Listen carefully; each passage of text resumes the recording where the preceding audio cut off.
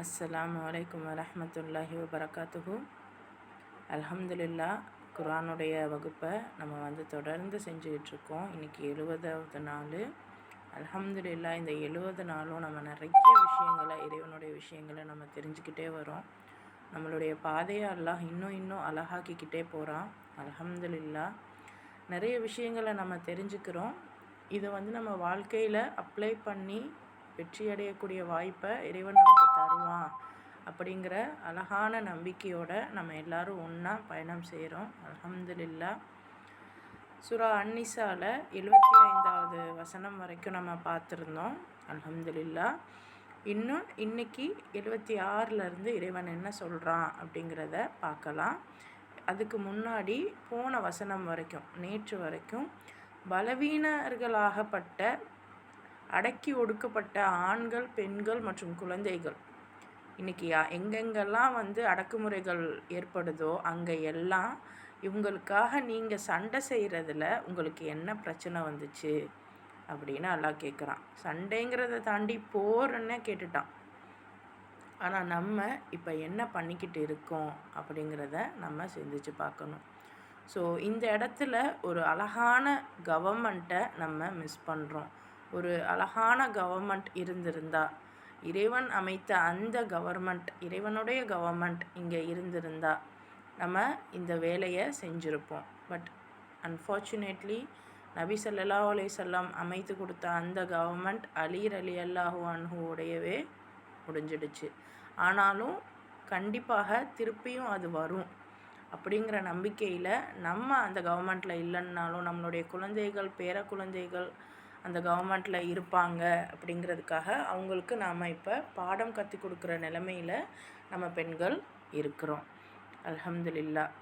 So எங்கள் இறைவன் இப்போ அந்த மக்கள் என்ன கேட்டுக்கிட்டு இருக்காங்க அப்படின்னா, எங்கள் இறைவனே, அக்கிரமக்காரர்கள் வாழும் இவ்வூரிலிருந்து எங்களை வெளியேற்றுவாயாக, மேலும் எங்களை பாதுகாக்கக்கூடிய ஒருவரை உன்னிடமிருந்து தோற்றுவிப்பாயாக, எங்களுக்கு உதவி செய்பவரையும் உன்னிடமிருந்து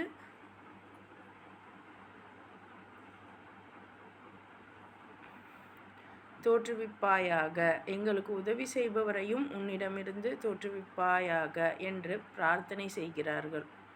ஸோ இப்படி அவங்களுடைய பிரார்த்தனையாக இருக்குது அப்படின்னு அன்னைக்கு காலத்தில் நபி ஸல்லல்லாஹு அலைஹி வஸல்லம் கிட்டேயும் அல்லாஹ் சொல்லியிருக்கான். இன்றைக்கி காலத்தில் நம்மக்கிட்டேயும் அல்லாஹ் இந்த வார்த்தைகளை சொல்கிறான். ஸோ இப்படி அல்லாஹ் கிட்ட பிரார்த்தனை செய்யக்கூடியவங்க இருக்காங்க.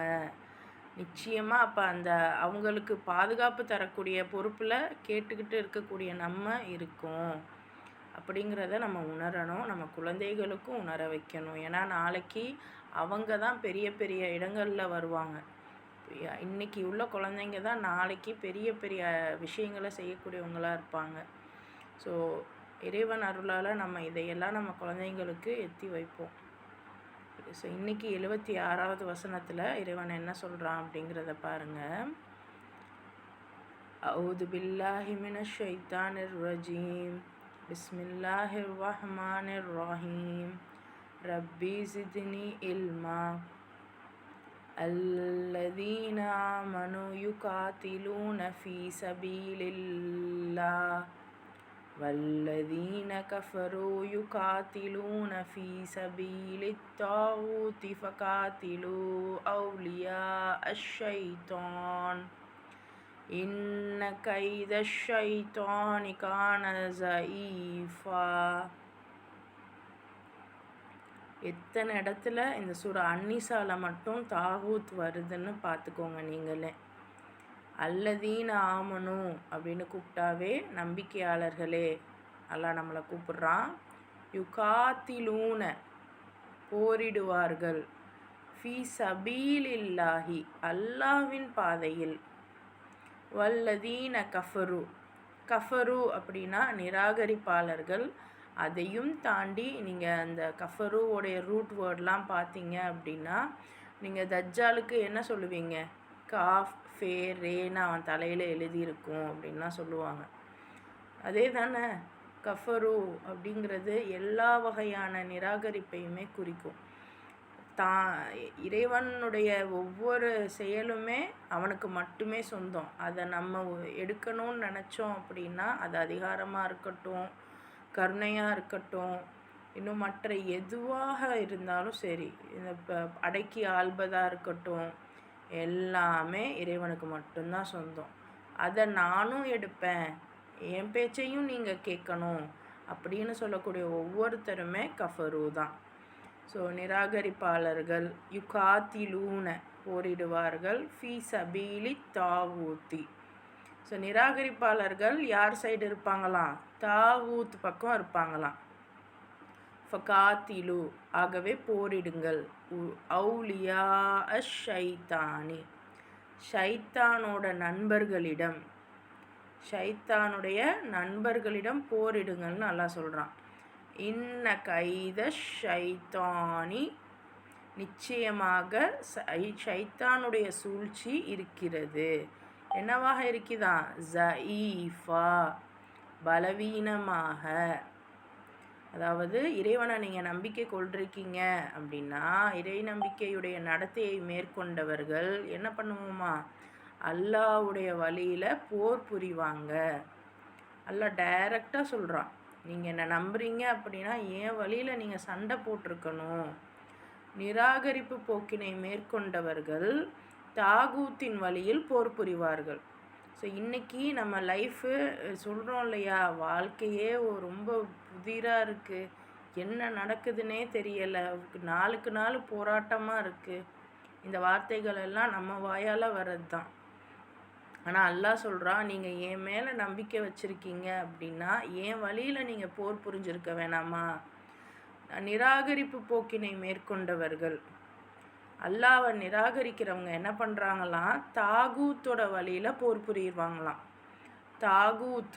ஸோ இன்றைக்கி நம்மளை எதிர்த்து இருக்கக்கூடிய அந்த சக்தியை இலுமினாட்டின்னு சொன்னீங்களா, தஜ்ஜால்னு சொல்லுவீங்களா, ஏஐ ஆர்டிஃபிஷியல் இன்டெலிஜென்ஸுன்னு சொல்லுவீங்களா, இல்லை சூழ்ச்சின்னு சொல்லுவீங்களா, இல்லை இந்த யூதர்கள்னு சொல்லுவீங்களா, இல்லை ஜயோனிஸ்ட்டுன்னு சொல்லுவீங்களா, அவங்க எல்லாம் ஒரு படை.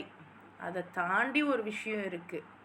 ஸோ இந்த தாகூத்தோட வழியில் போர் புரிவாங்க. அப்போ இவங்க ஷைத்தானுடைய தோழர்களாக இருப்பாங்க. திண்ணமாக நினச்சிக்கோங்க, ஞாபகம் வச்சுக்கோங்க, ஷைத்தானுடைய சூழ்ச்சி ரொம்ப ரொம்ப ரொம்ப பலகீனமானது. ஸோ இன்றைக்கி நம்மளை பயமுறுத்துவாங்க, ஜயோனிஸ்டாக இருக்கட்டும், மற்ற இதாக இருக்கட்டும், அந்த போர் இந்த போர் சொல்லிட்டு ஏகப்பட்ட உயிரிழப்புகள் என்னென்னமோ சொல்லி பயப்படுத்துகிறாங்க.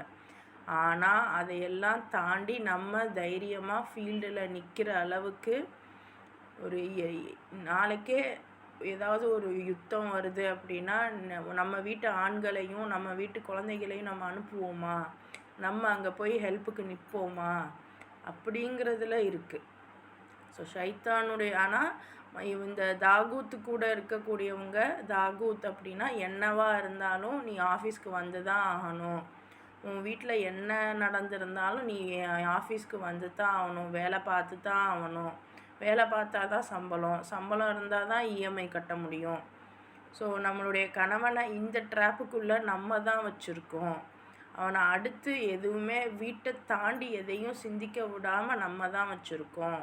நம்ம கணவனாக இருந்தால் கணவனை, மகனாக இருந்தால் மகனை, ஒரு பெண் தான் வச்சுருக்கா, அம்மா, சகோதரி, இன்னும் மனைவி, இப்படி மகள், இப்படி எல்லா பாத்திரத்துலேயும் நம்ம தான் இருக்கோம். நம்ம ஏதாவது ஒரு பாத்திரத்தை ஒழுங்காக சரி செய்யலைன்னாலும் அந்த ஆண் நிறைவாக இறைவனுக்காக நின்று போராட முடியாது. அதனால தான் அல்லாஹ் நம்மளை கூப்பிட்டு இதை சொல்கிறான், அந்நிசால சொல்கிறான். நம்மளுக்கும் வாய்ப்பு இருந்தால் நம்மளும் கூட போராடணும். வீட்டை விட்டு வெளியே போங்க அப்படின்னா நம்மளும் அவங்களோட போகணும். நீ போ, நான் வரமாட்டேன்னு சொல்லிட்டு இருக்க முடியாது. ஸோ இந்த மாதிரி தாகூத்துடைய சூழ்ச்சி, தாகூத் ஷைத்தானுக்கு நண்பனாக இருக்கான். தாகூத்தோட வழியில் இருக்கிறவங்க ஷைத்தானுக்கு நண்பர்களாக இருக்காங்க. படையில் அவங்கள நம்ம ஈஸியாக வெல்ல முடியும். ஏன்னா ஷைத்தானுடைய சூழ்ச்சி மிக மிக பலவீனமானது. இந்த அன்னைக்குமே அல்லாஹ் பாருங்க, எடுத்தோடனே சண்டைக்கு தான் போக சொல்கிறான். நபியுடைய வரலாறெல்லாம் நீங்கள் கரெக்டான முறையில் நீங்கள் பார்த்தீங்கன்னா தெரியும். இதெல்லாம் நமக்கு சொல்கிறாங்களா இல்லையானே எனக்கு தெரியல. ஏன்னா நபியுடைய குணாதிசயங்கள், நபியுடைய சின்ன சின்ன விஷயங்களைத்தான் நமக்கு போதிக்கிறாங்களே ஒழிய, நபிக்கு அல்லாஹ் சொன்ன மேஜர் விஷயத்த நமக்கு சொல்லித்தர்றதுக்கு கொஞ்சம் லேட் ஆகுது. ஸோ முதல்ல இதை அல்லாஹ் பாருங்கள், வரிசைக்கு 4வது அத்தியாயத்திலேயே இதை தான் சொல்கிறான். இன்னும் நீங்கள் எல்லா அத்தியாயத்துலேயும் பாருங்கள், அதிகமாக இதைத்தான் சொல்லுவான். ஒரு குர்ஆனில் எத்தனை முறை இந்த வார்த்தை வந்திருக்கு, எத்தனை முறை அந்த வார்த்தை வந்திருக்கு அப்படின்னா நீங்கள் யோசிக்காதீங்க. குர்ஆனை நீங்கள் ஓதும் போதே தெரியும் எந்த வார்த்தை அதிகமாக வருதுன்னு. செலவு செய்யுங்க அப்படின்னு வந்துச்சு, இப்போ போர் புரியுங்க அப்படின்னு வருது. அல்லாஹ்வுக்கு நம்ம நெருக்கம், அல்லாஹ்வுடைய நெருக்கமும் அல்லாஹ்வுடைய மன்னிப்பும் அல்லாஹ்வுடைய கருணையும் நமக்கு வேணும்னா செலவும் போரும் தான் அல்லாஹ் கேட்குறான். கேர் அடுத்த ஆயத்து பாருங்க. அலம் தர இலல்லதீன கீல லஹும் குஃபு ஐதீக்கும் வ அகீமுஸ் ஸலாத வ ஆத்துஸ் ஸகா ஃபலம்மா குதிப அலைஹிமுல் கிதாலு இதா ஃபரீக்கும் மின்ஹும் யக்ஷௌனன் நாஸ ககஷ்யத்தில்லாஹி அவ் அஷத்த ஹஷ்யா வகாலு ரப்பனா லிமா கதப்த அலைனால் கிதால் லவ்லா அக்கர்தனா இலா அஜலின் கரீப் குல் மதாஉத் துன்யா கலீல் வல் ஆகிரத்து கைருல் லிமன் இத்தகா வலா துல்லமூன ஃபதீலா.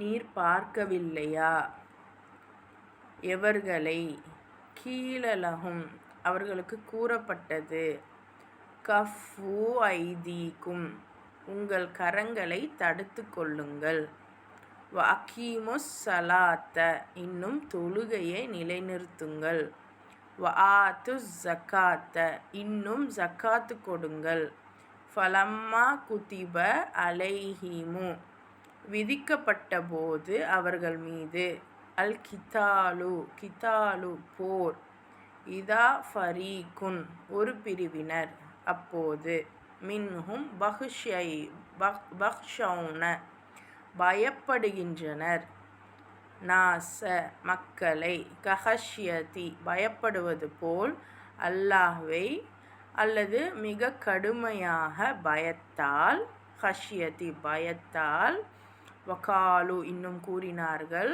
ரப்பனா லிம கதப்த அலைனா ஏன் விதித்தா எங்கள் மீது போரை, கிதால் லவ்லா அக்கர்தனா எங்களை நீ பிற்படுத்த வேண்டாமா, ஒரு தவணை, அஜலின் அப்படின்னா ஒரு தவணை வரை, கரீபின் குல் மதாஉ சமீபமாக கூறுவீராக, மதாஉ துன்யா உலகத்தின் இன்பம் அற்பமானது, கலீல்னா ரொம்ப சொற்பம், அற்பமானது, வல் ஆகிரத்து கைருன் லிமன் இத்தகா மறுமை மேலானது, தகானா அஞ்சினார், வலா துல்லமூன அஞ்சினார் அநீதி இழைக்கப்பட மாட்டீர்கள், ஒரு ஃபதீலா அப்படின்னா ஒரு 100 அளவுக்கு கூட நீங்கள் அநீதி இழைக்கப்பட மாட்டீங்க. அதாவது அல்லாஹ் சொல்கிறான், அதாவது இந்த ஆயத்து பார்த்தீங்க அப்படின்னா நபி ஸல்லல்லாஹு அலைஹி வஸல்லமுடைய காலத்தில் போர் நடந்துட்டுருக்கு. அப்போ ஒரு கட்டத்தில் வந்து அவங்களுடைய வாழ்க்கை முறை இப்போ தான் கொஞ்சம் ஸ்டடி ஆகுது. அந்த டைமில் சஹாபாக்களுக்கு வந்து ஒரு சின்ன ஒரு இது, நம்ம இப்போ ஓரளவு செட்டில்டு ஆகிறோம், கொஞ்சம் இப்போ போர் இல்லாமல் இருந்தால் நம்ம நல்லபடியாக வந்துடலாம் அப்படின்னு நினைக்கும்போது அடுத்து போர். அந்த டைமில் இந்த வசனம் இறங்குது, உங்கள் கரங்களை தடுத்து கொள்ளுங்கள், மேலும் தொழுகையை நிலைநிறுத்துங்கள், ஜக்காத்தையும் கொடுங்கள் என்று எவர்களிடம் கூறப்பட்டதோ அவர்களை நீர் கவனிக்கவில்லையா. பாருங்க, நீங்கள் சண்டை போட வேணாம், தொழுகையை நீங்கள் பார்த்துக்கோங்க, ஜக்காத்தை நீங்கள் கொடுத்து வாங்க அப்படின்னு சிலர் சொல்கிறாங்க. இப்போ போர் புரியுமாறு அவர்களுக்கு கட்டளையிட்ட போது அவர்களில் ஒரு பிரிவினர் அல்லாஹ்வுக்கு அஞ்சுவதைப் போல், ஏன் அதை விட அதிகமாக மனிதர்களுக்கு அஞ்சுகிறார்கள். எங்கள் இறைவனே, போர் புரிவதை எங்கள் மீது ஏன் கடமையாக்கினாய்? இன்னும் சிறிது காலம் வரை எங்களுக்கு தவணை அளித்திருக்க கூடாதா என்று கேட்கிறார்கள். நபியே, அவர்களிடம் கூறுவீராக, இவ்வுலக வாழ்வின் இன்பம் அனைத்தும் அற்பமானதே. மேலும் அல்லாவுக்கு அஞ்சி வாழ்பவருக்கு மறுமை மிகவும் சிறந்தது. இன்னும் உங்களுக்கு இம்மி அளவும் அநீதி இழைக்கப்பட மாட்டாது. பாருங்க, அவங்க சொல்கிறாங்களாம், நாங்கள் போர் மட்டும் செய்ய மாட்டோம், தொழுகிறோம், ஓதுறோம், நாங்கள் ஜக்காத்தெல்லாம் கொடுக்குறோம் அப்படின்னு சொல்லும்போது அல்லாஹ் போர் செய்ய சொல்கிறான். சொல்லும்போது ஏன் எங்களை அல்லாஹ் அவங்களுக்கு பயம் வருது. இன்றைக்கி நமக்கு வந்துச்சு இல்லையா, என்ஆர்சி அந்த மாதிரி இதெல்லாம் வரும்போது நீங்கள் போங்க அப்படின்னு சொல்லும்போது பயம் வந்துச்சு இல்லையா, போய் நம்ம என்ன பண்ணோம், அது எப்படி நாங்கள் போகிறது அப்படின்ட்டு நம்ம அந்த இடத்துல பயந்து நின்னோம். சிலர் என்ன பண்ணாங்க, நிறைய போராட்டங்கள்லாம் பண்ணாங்க. ஸோ இந்த ஒரு இது நம்மளுடைய கவர்மெண்ட் பண்ணணும். இது சாதாரண மக்களை தாண்டி இது ஒரு கவர்மெண்ட்டில் ஒரு ஆர்மி அதிகாரிகள்கிட்ட பேசுகிற மாதிரி எல்லாம் பேசுகிறான். ஸோ இன்றைக்கி அந்த ஆர்மி, அந்த கவர்மெண்ட் நம்மக்கிட்ட இல்லை. ஸோ நம்ம தனித்தனியாக இதெல்லாம் புரிஞ்சு வச்சுக்கிறது ரொம்ப அவசியம். அல்லாஹ் சொல்கிறான், இந்த மாதிரி நீங்கள் போர் புரியுங்க. எதுக்காக போர் புரிய சொன்னால், அடக்குமுறையில் இருக்கக்கூடிய ஆண்களையும் பெண்களையும் குழந்தைகளையும் பாதுகாக்கிறதுக்காக போர் புரிய சொல்கிறான். இதுதான் ரீசன். அல்லாவுடைய அதாவது இஸ்லாத்துக்காக போர் புரிஞ்சாங்கன்னு மொட்டையாக சொல்லிடுறாங்க. அதாவது இந்த கொள்கையை பரப்புறதுக்காக, அல்லாவை வணங்கணும்னு பரப்புறதுக்காக தான் போர் நடந்துச்சுன்னு மொட்டையாக சொல்லிடுறாங்க. உண்மை அது இல்லை. அல்லாவை நீங்கள் வணங்குனா என்ன, வணங்கலைன்னா அல்லாவுக்கு என்ன வந்துட போகுது? ஒன்றுமே இல்லை. ஆனால் அல்லாஹ் எதுக்காக சண்டை போட சொல்கிறான்? அடக்குமுறையில் இருக்காங்க. அதாவது இன்றைக்கும் நம்ம ஊர்களில் பார்க்கலாம். அதாவது பெரிய ஜாதி ஒருத்தவன் இருப்பான், சின்ன ஜாதி ஒருத்தவன் இருப்பான். பெரிய ஜாதி சின்ன ஜாதி உள்ளவனை ஒரு பொருட்டாகவே மதிக்க மாட்டான். அதை விட கொடுமை என்னென்னா, இன்றைக்கி முஸ்லீம்கள் ஹிந்துஸை சில ஊர்களில் நம்ம பார்க்க முடியுது, ஒரு மனுஷனாகவே மதிக்க மாட்டாங்க. ஒரு ரொம்ப ரொம்ப மட்டமான நிலைப்பாடோடு நம்ம இருப்போம். ஒரு சில இடங்களில், எல்லா இடங்கள்லையும் நான் சொல்ல மாட்டேன், ஒரு சில இடங்களில். ஸோ இப்படி மனிதர்களுக்கிடையே வேறுபாடு இருந்தால் கூட பரவாயில்ல. அதனால் இப்போ நான் இன்னொருத்தவங்களை மட்டமாக நினைக்கிறதுனால அவருக்கு என்ன வந்துட போகுது? ஒன்றும் இல்லை. ஆனால் மனதளவில் கொஞ்சம் பிரச்சனை, கொஞ்சம் மன கஷ்டம், அவ்வளோதான். இதுவே ஒரு கவர்மெண்ட் நினச்சிச்சுன்னா, இன்றைக்கி எத்தனை குழந்தைங்க படிப்பு விஷயத்துலேருந்து எல்லா விஷயத்துலேயும், எவ்வளோ வேலை விஷயத்துலேருந்து, வாழ்வாதார விஷயத்துலேருந்து எவ்வளோ பிரச்சனை. எத்தனை பேர் போராடுறாங்க ரோட்டில் இறங்கி, எங்களுக்கு இது ரொம்ப முடியலை, தாங்க முடியாத சுமையாக இருக்குது அப்படின்னு எவ்வளோ பேர் போராடுறாங்க. இது எல்லாத்துக்கும் அல்லாஹ்வுடைய தீர்ப்பு தான் சரியாக இருக்கும். மனிதனுடைய தீர்ப்பு சரியாக இருக்காது. அதனால தான் நபி ஸல்லல்லாஹு அலைஹி வஸல்லம் அல்லாஹ்வுடைய தீர்ப்பை கொண்டுக்கிட்டு அங்கே போனாங்க. அந்த இடத்துல போர் தான் சரியாக வந்துச்சு. இப்போ நான் சொல்கிற விஷயத்தை நீங்கள் காது கொடுத்து கேட்டால் சந்தோஷம். ஆனால் நீங்கள் தான் கேட்கவே மாட்டேங்கிறீங்களே. அப்போ அந்த இடத்துல அடித்து தான் கேட்க வைக்க முடியும். இதெல்லாம் ஒரு கவர்மெண்ட் அப்படின்னு வரும்போது சாதாரண ஒரு விஷயம். நமக்கு இன்றைக்கி கவர்மெண்ட்டை பற்றியும் சொல்லித்தரப்படலை, இன்னும் அந்த வாழ்க்கை முறை பற்றியும் சொல்லித்தரப்படலை. அதனால் வந்த விளைவு இது. ஆனால் நல்லா பாருங்கள், இந்த மக்கள்கிட்ட போர் புரியுங்கன்னு சொல்லும்போது சிலர் என்ன சொல்கிறாங்க, நாங்கள் தொழுகிறோம், ஜக்காத்தெல்லாம் தரோம், ஆனால் எங்களை போர் செய்ய சொல்லாதீங்க. இந்த மக்கள் ஒரு பிரிவினர், பாருங்கள், ஒரு பிரிவினர் தான் சொல்கிறான்ல, எல்லாரையும் சொல்லலை. ஒரு பிரிவினர் என்ன பண்ணுறாங்களாம், அல்லாஹ்க்கு பயப்படுற மாதிரி இல்லை, அதை விட மோசமாக மனிதர்களுக்கு பயப்படுறாங்க. அல்லாஹ்க்கு பயப்படுறதா, நல்லதுக்கு பயப்படுறதா, இல்லை மனிதர்களுக்கு பயப்படுறதா? ஸோ இதெல்லாம் நமக்கு தெரியணும்னு தான் சூரா அன்னிசால அல்லாஹ் இறக்கியிருக்கான்.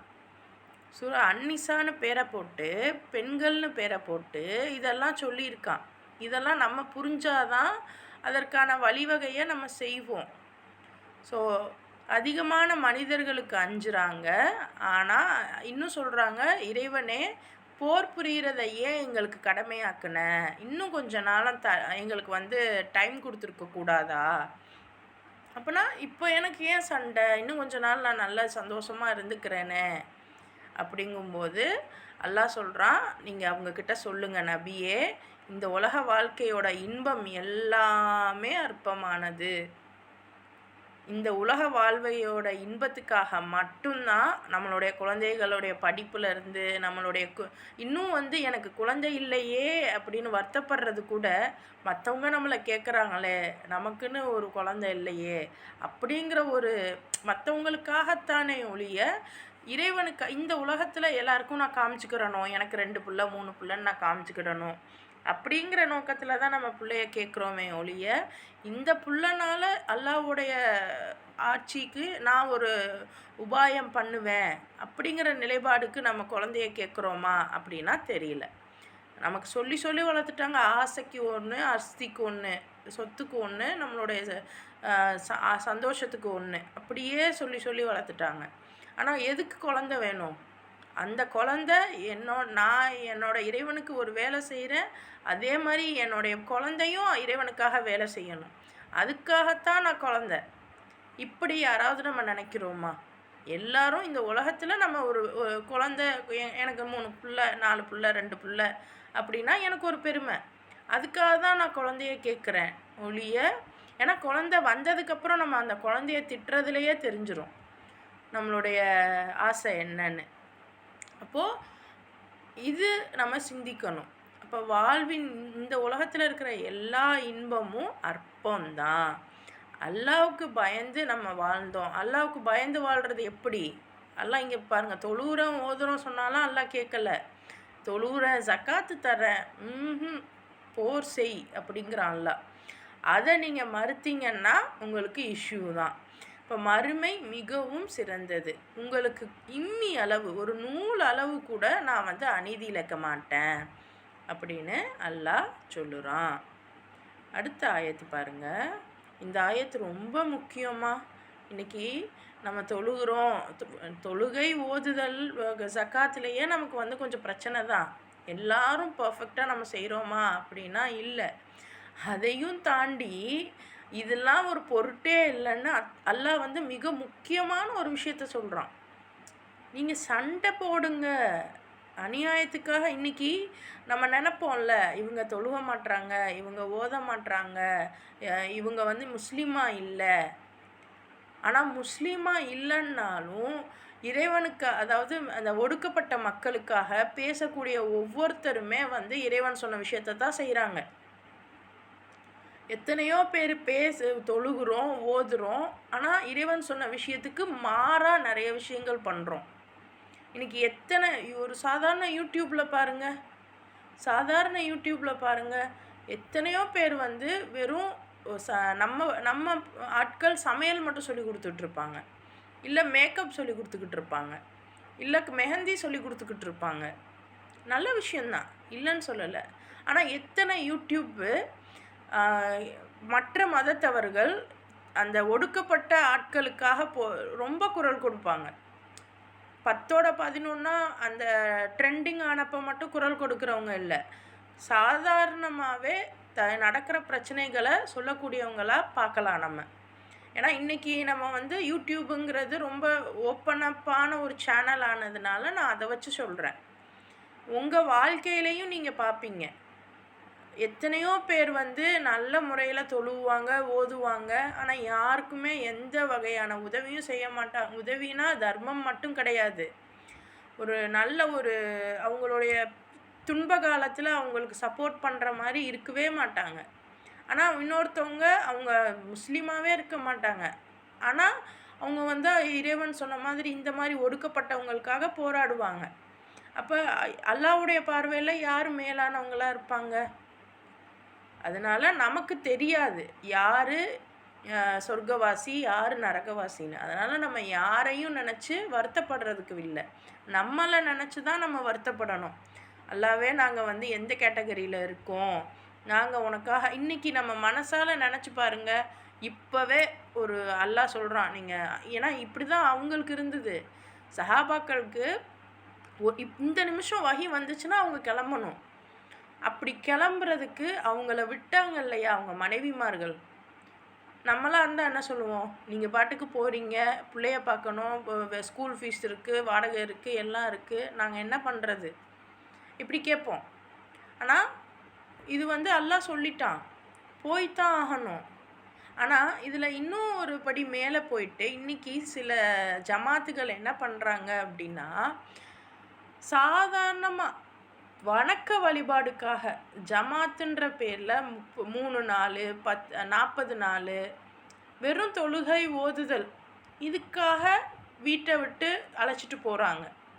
இது சரியான உடன்பாடா அப்படின்னா எனக்கு சொல்ல தெரில. ஆனால் கஷ்டமாக இருக்குது. ஏன்னா அல்லாஹ் வந்து போருக்கு தான் உங்களை போக சொல்லியிருக்கான். அட்லீஸ்ட் நீங்கள் போருக்கு தயாராகிறீங்க, ஒரு மார்ஷியல் ஆர்ட்ஸ் சொல்லித்தரீங்க, ஒரு நல்ல ஒரு எப்படி இருக்கணும், என்ன ஏது. இன்றைக்கி வந்து ஒரு ஸ்கூலு காலேஜு கூட இன்றைக்கி வந்து நம்ம பிள்ளைங்க வந்து மார்ஷியல் ஆர்ட்ஸ் கற்றுக்கிறணும், எனிஹவ் அவங்களுடைய திங்கிங் ப்ராசஸ்ஸு, சாஃப்ட் ஸ்கில்லு இதெல்லாம் சொல்லித்தராங்க. ஆனால் நீங்கள் ஜமாத்துன்னு கூப்பிட்டு போய் அந்த பிள்ளைங்களுக்கும் ஆண்களுக்கும் பெண்களுக்கும் என்ன சொல்லித்தராங்க?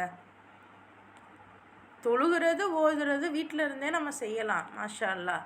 இது நான் பர்சனலாக அஃபெக்ட் ஆகிருக்கேன், அதனால இந்த மாதிரி வார்த்தைகள் நான் சொல்கிறேன். பட் நான் கேட்குறது நீங்கள் சிந்திச்சுக்கோங்க. அல்லாஹ் போருக்கு தான் நம்மளை போக சொல்லியிருக்கான். ஒருவேளை நீங்கள் இப்போ வீட்டிலேருந்து போகிறீங்க அப்படின்னா போருக்கு போகணும், அல்லது போருக்கு தயாராக போகணும். ரெண்டும் இல்லாமல் மற்ற விஷயத்துக்கு, ஏன்னா இறைவன் இன்னும் சில விஷயங்களையும் சொல்லியிருக்கான். அம்மா அத்தாவை பார்த்துக்கோ, மனைவியை பார்த்துக்கோ, பிள்ளைங்களை பார்த்துக்கோ, சுற்றி உள்ளவங்களை பார்த்துக்கோ அப்படின்னு சொல்லியிருக்கான். அப்போ அதை விட்டுட்டு நான் வந்து வணக்க வழிபாடுக்காக தொழுக ஓத மட்டும் நான் ஒரு டைம் எடுத்து நான் போவேன் அப்படின்னா அல்லாஹ் வந்து அதை விரும்ப மாட்டான். அல்லாஹ் சொல்கிறது போருக்கு தான் நம்மளை போக சொல்கிறான். இன்ஃபேக்ட் தொழுகை ஜக்காத்தை கூட அல்லாஹ் வந்து நீ இதை செஞ்சுட்டு போகிற விட்டினா நான் ஏற்றுக்க மாட்டேங்கிறான். இந்த ஆயத்தில் தெளிவாக இருக்குது, நீங்கள் பாருங்கள்.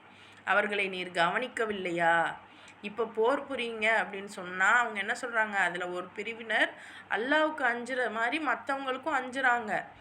இறைவனை இப்போ போர் புரிய சொல்லிட்டியே, இப்போ கடமையாக்கிட்டியே, இன்னும் கொஞ்சம் காலம் நான் இருந்திருக்கலாமே, இன்னும் கொஞ்சம் நாளைக்கு அப்புறம் போர் வந்திருக்கலாமே அப்படின்னு கேட்குறாங்க. அவங்கக்கிட்ட சொல்லிடுங்க, இந்த உலக வாழ்க்கையில் உள்ள எல்லா இன்பமும் அற்பந்தான். இன்னும் அல்லாவுக்கு அஞ்சி நீங்கள் எதுக்கு அல்லாஹ் அஞ்சணுங்கிறான்? போர் விஷயத்தில் இதுக்கு நீங்கள் அஞ்சி வாழ்வீங்கன்னா மறுமை மிகச்சிறந்ததாக இருக்கும், உங்களுக்கு இம்மி அளவும் அநீதி இழைக்கப்படாது அப்படின்னு அல்லாஹ் சொல்கிறான். அடுத்த ஆயத்து பாருங்கள். ஐனமா தக்கூனு யுத்ரிக்குமுல் மௌத்து வலவ் குன்தும் ஃபீ புரூஜிம் முஷையீதா வ இன் துசிப்ஹும் ஹஸனத்துன் யகூலு ஹாதிஹி மின் இந்தில்லாஹ் வ இன் துசிப்ஹும் சய்யிஅத்துன் யகூலு ஹாதிஹி மின் இந்திக் குல்லும் மின் இந்தில்லாஹ் ஃபமா லிஹாஉலாஇல் கௌமி லா யகாதுன யஃப்கஹூன ஹதீஸா. இப்போ போருக்கு போக நீங்கள் பயப்படுறீங்க, ஏன்னா சஹாபாக்கள்லையே. சொல்லுங்கம்மா. அஸ்ஸலாமு அலைக்கும். வலைக்கும் சலாம். நான் இந்த குரூப்ல நேத்துல இருந்து தான் வந்து இந்த கிளாஸ் லிசன் பண்ணிட்டு இருக்கேன். என் பேரு சுகுதா. இது வந்து ஏதாவது டவுட்டோ இல்ல சஜஷன் இடையில சொல்லலாமா இல்ல சொல்லக்கூடாதா எனக்கு தெரியாத. I am very new to this. அல்ஹம்துலில்லாஹ் we gladly welcomes you. அல்ஹம்துலில்லாஹ். இந்த செஷன் இப்போது இதை முடிச்சுட்டு நம்ம வந்து நீங்கள் வெயிட் பண்ணுங்கள். இது முடிச்சதோட நான் உங்களுக்கான டவுட்ஸ், உங்களுக்கான சஜஷன்ஸ் என்ன அப்படிங்கிறத கேட்போம். அப்போ நீங்கள் உங்களோடதை நீங்கள் சொல்லலாம். அல்ஹம்துலில்லாஹ். ஏன்னா இப்போது இது வந்து நம்ம யூடியூப்பில் அப்லோட் பண்ணுவோங்கிறதுனால ப்ராப்பர் ரெக்கார்டிங் வேணுங்கிறதுனால அப்படியே போயிடும். இது முடித்ததுக்கப்புறம் நான் உங்கள்கிட்ட கேட்பேன், நீங்கள் அப்போ வந்து உங்களுடைய டவுட்ஸை வந்து நீங்கள் இன்ஷா அல்லாஹ் கேளுங்க. Okay, sorry for the disturbance. அல்ஹம்துலில்லாஹ். ஜஸாக்கல்லாஹு கைர்மா. பிஸ்மில்லாஹிர் ரஹ்மானிர் ரஹீம். அதாவது அல்லாஹ் சொல்கிறான், நீங்கள் எங்கே இருந்தாலும் மரணம் உங்களை அடைந்தே தீரும். எதுக்கு பயப்படுறோம்? போர்னா மரணத்துக்கு தான். நீங்கள் போருக்கு போகலைன்னாலும் சும்மா இருந்தாலும் மரணம் வரும் தான் சொல்லிட்டான் அல்லாஹ். அடுத்து நீங்கள் உறுதிமிக்க கோட்டைகளில் இருந்தாலும் சரியே. இன்றைக்கி எனக்கு ஒரு நல்ல வீடு வேணும், நான் எப்போவுமே இதில் சந்தோஷமாக இருக்கணும் அப்படின்னு நினைக்கிறோம். அதை விட இன்னும் பெரிய பெரிய அதிகாரிகளோட நம்ம நல்ல ஃப்ரெண்ட்ஷிப் இருந்தால், நமக்கு ஏதாவது ஒரு பிரச்சனைனா பெரிய கோட்டைகளில் கூட நல்ல ஸ்ட்ராங்கான இடத்துல கூட நம்ம இருந்துக்கிடலாம் அப்படின்னு கூட தோணும். இன்றைக்கும் தோணும், அன்னைக்கு நபியுடைய காலத்துலேயும் தோணியிருக்கும். ஸோ அவங்களுக்கு ஏதாவது நன்மை கிடைக்குமா அப்படின்னா அல்லாவிடமிருந்து வந்தது அப்படின்னு சொல்லுவாங்க. இவங்கெல்லாம் என்ன பண்ணுறாங்க, நீங்கள் கேஷுவலாக யா அல்லாஹ் ஏன் எங்களுக்கு இப்போவே போர் புரிய சொல்கிற, எங்களால் முடியாது, இன்னும் கொஞ்சம் டைம் கொடுத்துருக்கலாம், முடியாதுன்னு சொல்லலை, இன்னும் கொஞ்சம் டைம் கொடுத்துருக்கலாமே. ஏன்னா அவங்க வந்து முஸ்லீமுன்றதை காமிக்கணும்ல, அல்லாவுக்கு கட்டுப்படுறோங்கிறத காமிக்கணும்ல. அதுக்காக நம்ம என்ன பண்ணுறோம், நம்ம அம்மாவிட்ட நம்ம அத்தாட்டெல்லாம் நம்ம சொல்கிற மாதிரி செய்கிறேன், இன்னும் கொஞ்சம் வெயிட் பண்ணுங்கள் அப்புறம் செய்கிறேன் அப்படி சொன்னால் அம்மா திட்டி விட்ருவாங்க, விட்டால் அடிச்சிருவாங்க. இல்லை நம்ம பிள்ளைங்க அப்படி நம்ம சொன்ன வேலையை அப்போவே செய்யணும். ஒரு சாப்பிட்ட தட்டை கொண்டு போய் போடணுன்னா போட்டுறணும், போடலைன்னா நமக்கு கோவம் வரும் இல்லையா. இப்போ ஏன்னா காஞ்சிச்சுன்னா அதை கழுவுறது கஷ்டம். இப்போ ஒரு சின்ன விஷயத்துக்கே எப்படின்னா இறைவன் சொல்கிற அங்கே தான் பிரச்சனை நடக்குது, அங்கே உள்ள மக்கள்லாம் பிரார்த்தனை செய்கிறாங்க, எங்களால் முடியலைன்னு பிரார்த்தனை செய்கிறாங்க, நீங்கள் போய் சண்டை போட்டு கூட்டிகிட்டு வாங்க அப்படிங்கிறான். ஆனால் இவங்க என்ன பண்ணுறாங்க, எனக்கு இன்னும் கொஞ்சம் டைம் கிடைக்காதா, அங்கே போனால் நாங்கள் செத்துருவோமே அப்படின்னு உயிர் பயத்தில் பயப்படுறாங்க. அப்போ அல்லாஹ் சொல்கிறான், எங்கே இருந்தாலும் உங்களுக்கு மரணம் வரும், நீங்கள் கோட்டைகளுக்குள்ளே இருந்தாலும் மரணம் வரும். அப்போ அதனால் நாங்கள் லேட்டாக போகிறோம் அப்படின்னு சொல்கிறாங்கல்ல, அவங்களுக்கு ஏதாவது நன்மை நடக்கும்னா அல்லாஹ்கிட்ட இருந்து தான் இது வந்திருக்கு அப்படின்னு சொல்கிறாங்களாம். ஆனால் ஏதாவது கொஞ்சம் தீங்கு ஏற்பட்டுருச்சு அப்படின்னா, முஹம்மதே இது உம்மிடமிருந்து தான் வந்தது அப்படின்னு சொல்கிறாங்க. நீங்கள் சொல்லிடுங்க, அல்லாஹ் சொல்கிறான் நபிட்ட நீங்கள் சொல்லிடுங்க, எல்லாமே அல்லாஹ்கிட்ட இருந்து தான் ஏற்படுது. இம்மக்களுக்கு என்ன நேர்ந்து விட்டது, இவர்கள் எந்த விஷயத்தையும் புரிந்து கொள்வது இல்லையே. அதாவது இன்னைக்கு இறைவனுக்காக நீங்கள் சண்டை போடுங்க, அதாவது ஒரு கஷ்டப்படுற ஆட்களுக்காக போராடுங்க, சண்டைக்கு நில்லுங்க அப்படின்னு யாராவது நம்மளை கூப்பிட்டா நம்ம போகிறதுக்கே பல பேருக்கு மனசு வரல. எனக்கு வியாபாரம் இருக்குது, என் பிள்ளைகளுக்கு ஸ்கூலில் இருக்குது. ஆனால் மாஷா அல்லாஹ் நிறைய பேர் நிறைய நல்ல விஷயங்களுக்கு நம்ம செய்கிறாங்க. மாஷா அல்லாஹ் அல்ஹம்துலில்லாஹ் நிறைய இளைஞர்கள் நிறைய நல்ல விஷயங்கள் செய்கிறாங்க மாஷா அல்லாஹ். ஆனால் சிலர் என்ன பண்ணுறோம், அதிலிருந்து நம்ம ஒதுங்கிக்கிறோம். எனக்கு வேலை இருக்குது, எனக்கு வியாபாரம் இருக்குது, நான் வீட்டில் சமைக்கணும். சமையல் ஒரு விஷயமாம்மா, ஒரு சோறு ஒரு குழம்பு வச்சுட்டு நீ போக வேண்டியது தானே. நான் வகை வகையாக சமைக்கணும். இன்றைக்கி நம்மளை எதுவுமே தெரியாமல் நம்ம இருக்கிறதுக்கு ரீசனே நான் வகை வகையாக சமைச்சு வைக்கணும் அப்படின்னு அவங்க நினைக்கிறாங்களோ இல்லையோ நம்ம அதை செய்கிறோம். என் கணவனுக்கு இது பிடிக்கும், என்னோட மகனுக்கு இது பிடிக்கும், மகளுக்கு இது பிடிக்கும் அப்படின்னு பார்த்து நம்ம செய்யணும். நம்ம அப்படி செய்யணுன்றதைத்தான் எல்லாரும் இந்த படங்கள், இந்த யூடியூப்பு இது மூலமாக நமக்கு காமிக்கிறாங்க. மகனுக்காக கணவனுக்காக எல்லாமே செய்கிறது தான் பெண்மை, அதுதான் அவங்களோட உச்சக்கட்ட இது அப்படின்னு இப்படி காமிக்கிறாங்க. இல்லைன்னா அவங்களுக்கு எதுவுமே செய்ய மாட்டாங்க அப்படின்னு நெகட்டிவாக காமிக்கிறாங்க. ஆனால் பெண்கள் 2 சைடும் இல்லாமல் நடுத்தரமாக இருக்கணும். உணவு எதுக்கு தேவையோ அது அந்த அளவுக்கு ஒரு கரெக்டான ஒரு உணவை கொடுத்துட்டு அடுத்த வேலை இருக்கிறத நம்ம பார்க்கணும். இறைவனுக்காக நம்ம என்ன வேலை நம்மளால் முடியுங்கிறத தேர்ந்தெடுத்து அதை நம்ம செய்யணும். எல்லா நாளும் நான் வீட்டுக்கு பிரியாணியும் மீன் குழம்பும் தான் செஞ்சுக்கிட்டு இருக்க முடியும்னா நான் அடுத்த வேலை இறைவனுக்கான வேலையை நான் எப்படி செய்வேன்? ஸோ இந்த மக்கள் என்ன பண்ணுறாங்களாம், ஏதாவது நன்மை நடந்துச்சுன்னா அல்லாஹ் எங்களுக்கு நல்லது செஞ்சுட்டான், ஆனால் அந்த போராடுற நேரத்தில் கண்டிப்பாக வேறு ஏதாவது பிரச்சனை வரும். நம்மளை சில நேரம் ஜெயிலில் போடுவாங்க, இல்லை சில நேரம் மற்றவங்க ஏச்சு பேச்சுக்கு ஆளாக நேரிடும். ஆனால் போராட்டம் போருங்கிறது எப்படிங்கிறது ஒன்று இருக்குது இன்றைக்கி. ஆனால் கொஞ்சம் மாறுதலாக மற்றவங்களை இழிவாக பேசுகிற ஒரு ட்ரெண்டு இருக்குது. ஆனால் அது அல்லாஹ் அது போரே கிடையாது. மற்றவங்களை இழிவாக நீங்கள் எங்கே நின்னாலும் மற்றவங்களை இழிவுபடுத்துகிற விஷயம் போரே கிடையாது. ஸோ இன்றைக்கி உள்ள விஷயங்கள் போராட்டங்கள் எல்லாமே வந்து நம்ம போரோடு ஒப்பிட முடியாது. பட் நமக்கான ஒரு தலைமை சரியாக வரும்போது அது நமக்கு புரிய வரும். ஸோ நமக்கு இன்றைக்கி இல்லைன்னாலும் நாளைக்கு நம்ம குழந்தைக்கோ நம்ம பேரம்பேத்திக்கோ இந்த நிலைமை வரும். சரியான தலைமைக்கு கீழே அவங்க வருவாங்க. அப்படி வரும்போது போருக்கு கூப்பிடும்போது நம்ம பிள்ளைங்க ஆளாக போய் நிற்கணும். அந்த அளவுக்கு நம்மளால் முடிஞ்சதை நம்ம பிள்ளைக்கு கொடுத்தே ஆகணும். ஸோ இப்படி நல்ல விஷயம் நடந்தால் அல்லாஹ் கிட்ட இருந்து வருது. ஏதாவது கெட்ட விஷயம் நடந்தால் இது முஹம்மதே உன்னால தான் வந்துச்சு, இது இந்த இஸ்லாம்னால தான், இந்த என்னோடய இஸ்லாம்ங்கிற மார்க்கம் தான் என்னை கட்டி போட்டிருக்கு, இல்லைன்னா நான் எப்படியோ நான் வந்திருப்பேன் அப்படின்னு இன்றைக்கும் வாய் விட்டு சொல்லக்கூடியவர்களை நம்ம பார்க்குறோம். ஸோ அதைத்தான் இன்னும் வந்து சிலர் வந்து இஸ்லாம்ங்கிறது என்னோடய மதம், ஆனால் என்னுடைய கொள்கை வந்து இதுதான் அப்படின்னு சில கட்சிகள் பேரை சொல்லுவாங்க. ஆனால் இஸ்லாமே வந்து ஒரு கவர்மெண்ட்டு தான் அப்படிங்கிறது நம்மள பலருக்கு தெரிகிறதே இல்லை. ரைட்? ஸோ அல்லாஹ் சொல்கிறான், நபியை நீங்கள் சொல்லிடுங்க, நன்மையோ தீமையோ எல்லாமே இறைவன்கிட்ட இருந்து தான் இந்த மக்களுக்கு வருது. உங்களுக்கு என்ன ஆயிடுச்சு, ஏன் இதை நீங்கள் புரிஞ்சுக்க மாட்டீங்க? காலங்காலமாக இந்த பிரச்சனை இருக்குது, மக்கள் புரிஞ்சுக்க மாட்றாங்க. மக்களுக்காகத்தான் இந்த கவர்மெண்ட்டே. இறைவன் ஏன் இப்போ இறைவனுக்காகவா சண்டை போட சொல்கிறான்? எல்லாரும் அல்லான்னு சொல்லுங்க அப்படி சொல்லி சண்டை போட சொன்னானா? இல்லை. எதுக்கு சண்டை போட சொல்கிறான்?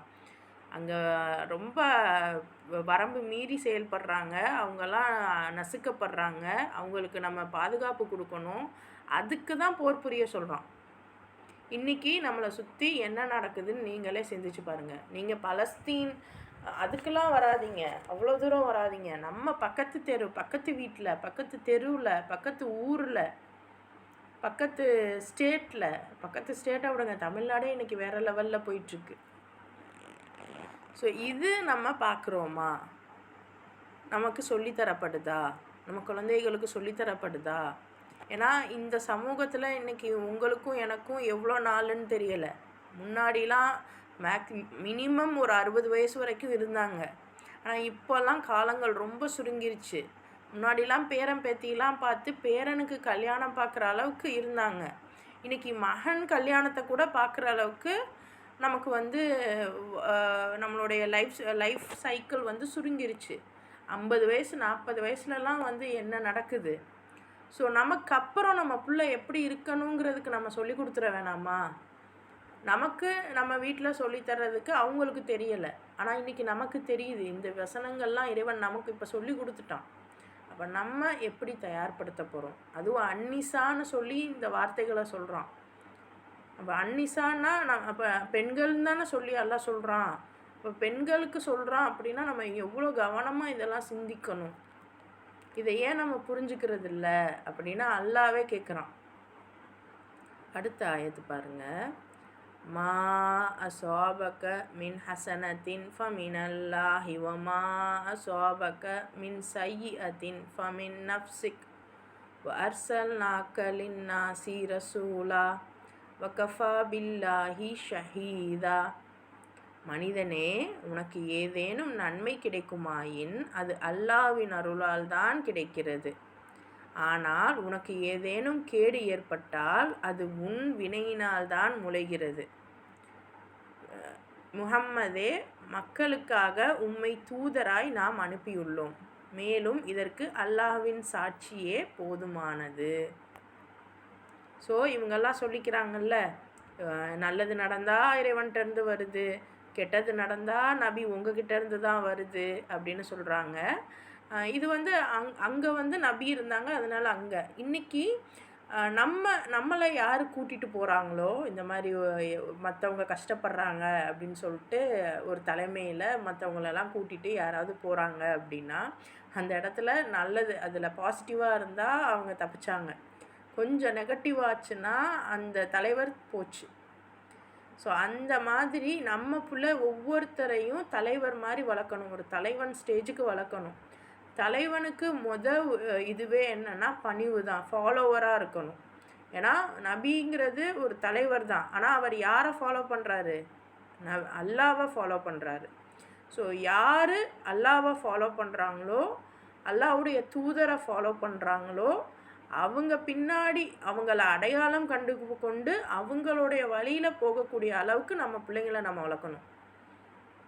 இன்றைக்கி அதுதான் ஏன்னா இன்றைக்கி எத்தனையோ பேர் இருக்காங்க, எத்தனையோ தனித்தனியாக பிரிஞ்சு இருக்கும். ஆனால் இதில் யார் சரியான வழின்னு நமக்கு தெரியலை, என்ன ஏதுன்னு புரியலை.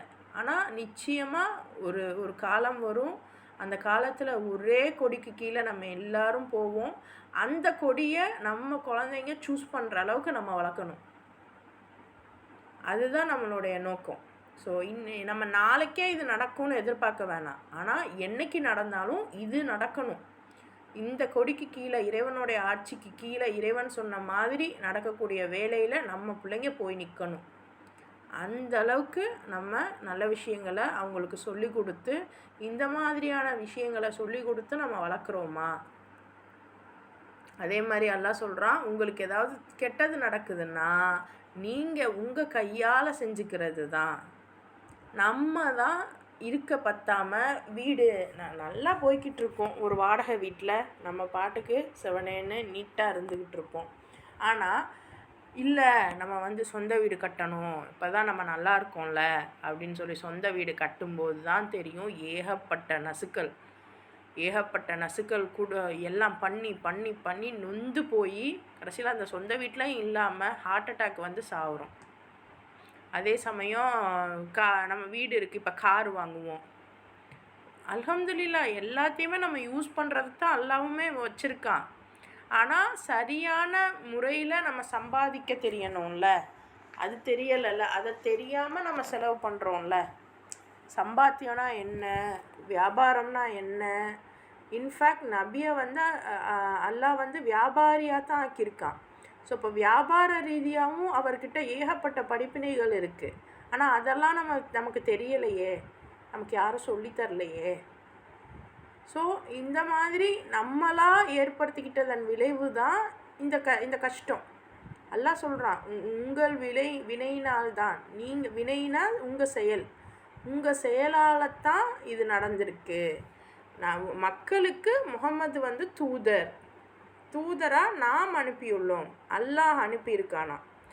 மேலும் இதுக்கு சாட்சி அல்லாஹ் தான், நான் தான் அனுப்புனேன், சாட்சியும் நான் தான் அப்படின்னு அல்லாஹ் சொல்கிறான். அடுத்த ஆயத்து பாருங்க, மை யுதி ரசூல ஃபகத் அதா அல்லாஹ் வமன் தவல்லா ஃபமா அர்சல்னாக அலைஹிம் ஹஃபீதா. யார் அல்லாஹ்வின் தூதருக்கு கீழ்ப்படுகிறாரோ அவர் உண்மையில் அல்லாஹ்வுக்கு கீழ்ப்படிபவர் ஆவார். மேலும் யாரேனும் புறக்கணித்து விட்டால் அவர்களின் பாதுகாவலராக உம்மை நாம் அனுப்பவில்லை. நல்லா பாருங்க, கீழ்ப்படுகிறது வேற, வணங்குறது வேற.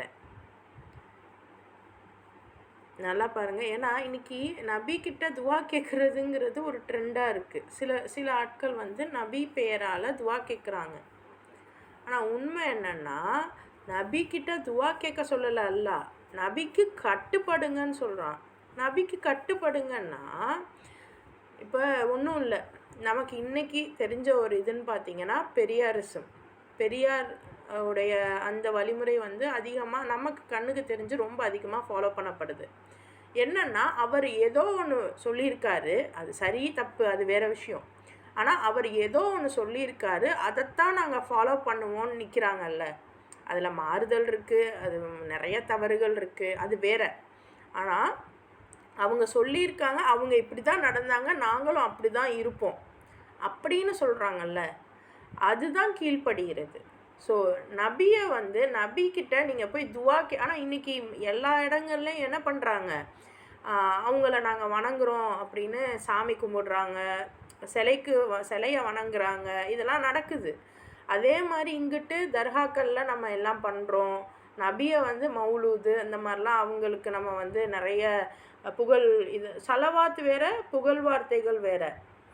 சலவாத்துங்கிறது அல்லாஹ்வுடைய இறைவனுடைய சாந்தியும் சமாதானமும் நபியின் மீதும் நபியின் என்ன சொல்கிறது அவங்களுடைய தோழர்கள் மீதும் உண்டாகட்டுமாக, இது வேற. நபியே நீங்கள் உயர்ந்தவங்க, நபியே நீங்கள் அப்படி உள்ளவங்க, இப்படி உள்ளவங்க அப்படிங்கிறது வேற. நல்லா புரிஞ்சுக்கோங்க. ஸோ இதுதான் நம்மளுடைய ஒரு ஒரு தவறான ஒரு விஷயமாக இருக்குது. அதாவது இறைவனுடைய விஷயங்கள் நபிக்கு வரணும் அப்படின்னு நினைக்கிற தப்பே இல்லை. ஆனால் நபியுடைய விஷயங்கள் எனக்கு வரணும் அப்படிங்கிறது தப்பு. ஏன்னா இறைவனுக்கு ஃபஸ்ட்டு ஃபாலோவரே நபி தான். அப்போ நபி என்ன பண்ணாலும் இறைவன் சொன்னதாக தான் இருக்கும். ஏன்னா நம்ம இறைவனை டைரெக்டாக பார்க்கல, ஆனால் நபிக்கு டைரெக்டாக வஹி வந்திருக்கு. அப்போ அதை அவங்க ஃபாலோ பண்ணியிருப்பாங்க. அப்போ அவங்க குரானுடைய ப்ராக்டிக்கல் தான் நபியோடைய வாழ்க்கை. நம்ம குரான் தியரி, ப்ராக்டிக்கல் நபி. ஆனால் இன்றைக்கி நமக்கு ரெண்டுமே தெரியலை. தியரியும் தெரியலை, ப்ராக்டிக்கலும் தெரியலை. அதனால தான் நம்ம எக்ஸாமில் மார்க்கும் எடுக்க முடியல. உலகமே எக்ஸாம் தானே. எக்ஸாமில் ஏன் நம்ம நல்ல ஒரு விக்ட்ரி கிடைக்க மாட்டேங்குது? ஏன்னா நமக்கு தெரியலை. தியரியும் தெரியலை, ப்ராக்டிக்கலும் தெரியலை. ஸோ யார் அல்லாவுடைய தூதருக்கும் கட்டுப்பட்டு அவங்க சொன்ன வேலைகளை செய்கிறோமோ அவங்க ஓகே. நபி சொன்ன வேலையை செஞ்சாவே அல்லாஹ்க்கு நீங்கள் கட்டுப்பட்டுட்டீங்கன்னு அர்த்தம். நபியை வணங்கினா இல்லை, நபி சொன்ன வேலையை செஞ்சால் அல்லாஹ்வுக்கு நீங்கள் கட்டுப்பட்டுட்டீங்கன்னு அர்த்தம். ஆனால் யாராவது நபியை புறக்கணிச்சிங்கன்னா அவர் சொல்கிற வேலை எதுக்கு கீழே அல்லாஹ் இந்த வார்த்தையை சொல்கிறான் பாருங்கள். போர் புரிங்கன்னு சொல்லிவிட்டு அதுக்கு கீழே இதை சொல்கிறான். போர் புரியுங்கன்னு சொல்லிவிட்டு அதுக்கு கீழே இதை சொல்கிறான். நீங்கள் சொல்கிறத அவங்க கேட்டால் சந்தோஷம், அவங்க அல்லாஹ்க்கு கட்டுப்பட்டுட்டாங்கன்னு அர்த்தம். இல்லை உங்களை புறக்கணிக்கிறாங்க அப்படின்னா அந்த புறக்கணிக்கிறவங்களுக்கு பாதுகாவலராக உங்களை நாங்கள் அனுப்பலை அப்படின்னா நீங்கள் அவங்கள பற்றி கவலைப்பட வேணாம். புறக்கணிக்கிறவங்களை நீங்கள் காப்பாற்றணுன்னு நான் உங்களை அனுப்பலை. உங்களை நான் அனுப்புனது நான் சொல்கிற வேலையை செய்யத்தான். அதை நீங்கள் செய்யுங்க. புறக்கணிக்கிறவங்கள நீங்கள் கண்டுக்காதீங்க. ஏன்னா பாதுகாவலராக உண்மை நாம் அனுப்பலை அப்படின்னா அவங்கள பாதுகாக்கலாம். அவங்களுக்கு முட்டு கொடுத்து பாதுகாக்கவா நான் அவங்கள அனுப்புனேன்? நான் சொன்ன வேலை யாரை பாதுகாக்கணும்? கஷ்டப்படுறவங்கள பாதுகாக்கணும். ஆனால் இவங்க யார்?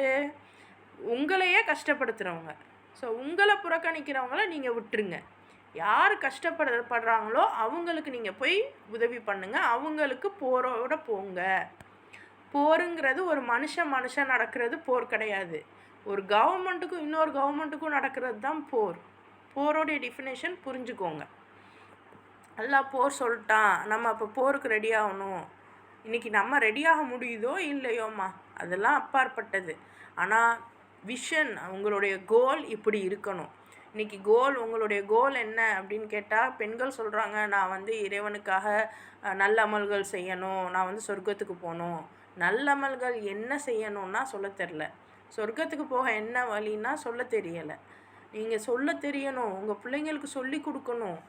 இதுமா இறைவனுடைய வழியில் இறைவனுக்காக ஒருத்தவங்க தலைமை தாங்கி இப்போ ஒடுக்கப்பட்டவங்களுக்காக எதிர்த்து நிற்கிறாங்கன்னா நீ அவங்க கூட போ. என்னவானாலும் பரவாயில்ல, அவங்க கூட போன்னு நம்ம அனுப்பணும். மனம் துணிஞ்சு தைரியத்தோட. ஏன்னா ஒரு சண்டைனா என்ன வேணால் நடக்கலாம் ஒரு போருங்கிறப்போ. அப்போ ஆனால் இன்றைக்கி நம்ம அதிகமான பேர் நம்ம நாட்டுக்காக ஆர்மியாலாம் போகிறாங்க. அது கிடையாது. நாட்டுக்காக ஆர்மியாக போகிறது ஒன்றும் போருக்கு அது ஒரு முஸ்லீம்கான அழகு இல்லை. ஒடுக்கப்பட்டவங்களுக்காக போகணும். இன்றைக்கி ரொம்ப அதில் கன்ஃபியூஸ் ஆகிக்க வேணாம். ஒடுக்கப்பட்டவங்களுக்காக நம்ம போகணும். ஸோ அல்ஹம்துலில்லாஹ், இறைவன் நிறைய விஷயங்களை நமக்கு போதிச்சுட்டே இருக்கான். இன்னும் நம்ம நிறைய விஷயங்களை தெரிஞ்சுக்கிடுவோம். இன்ஷா அல்லாஹ் நாளைக்கு மீதி வசனங்களை பார்க்கலாம். அல்ஹம்துலில்லாஹ்.